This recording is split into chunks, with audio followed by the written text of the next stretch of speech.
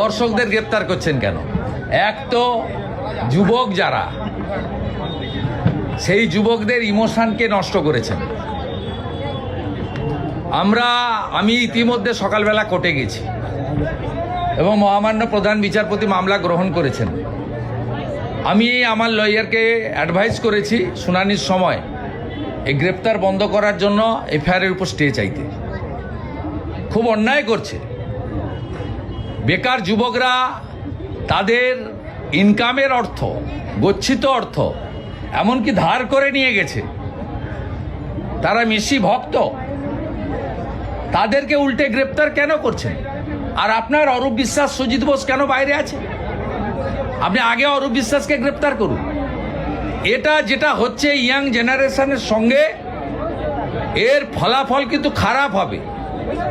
এটা যা করছে আগামী দিনে যদি অনেক ঘটনা ঘটেছে সম্প্রতি, তার বহিঃপ্রকাশ ঘটে, তার জন্য দায়িত্ব বর্তাবে কিন্তু এই রাজ্যের পুলিশ মন্ত্রী এবং পুলিশের উপর।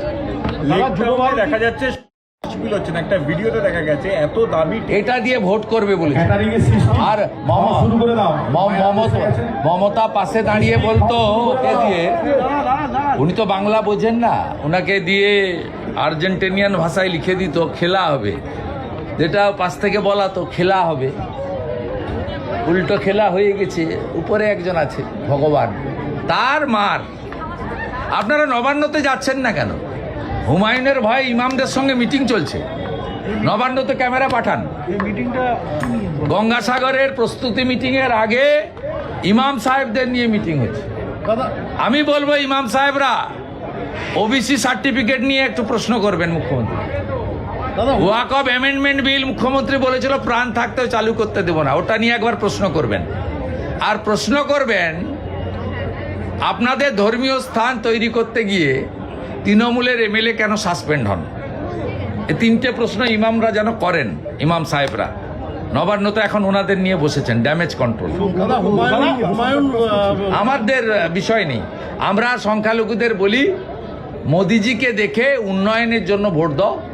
4 কোটি মুসলমান থাকে উত্তরপ্রদেশে, কারোর কোনো ক্ষতি হয়নি, কেউ ডিটেনশন ক্যাম্পেও যায়নি, কারো ধর্ম আছো তারপরেও ভোট দেয় না। সেই জন্য তো বলি জাত পাত কি করো বিদায়, হিন্দু হিন্দু ভাই ভাই। দাদা যুব ভারত গান করুন, হয়ে গেছে। সেটা হচ্ছে যুব ভারতী শতদ্রুকের ম্যানেজারকে যেরকম ভাবে তলব করা হলো, পাশাপাশি বিধাননগর পুলিশ এখন বলছে যে জলের বোতল কিভাবে ভেতরে ঢুকলো সেটা তদন্ত করা হবে।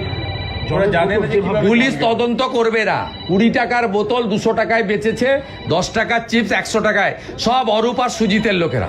পুলিশ এদের ধরবে নাকি? আগামীকাল পুলিশের হাতে তদন্ত রাখা যাবে না, ওই জন্যই হাইকোর্টে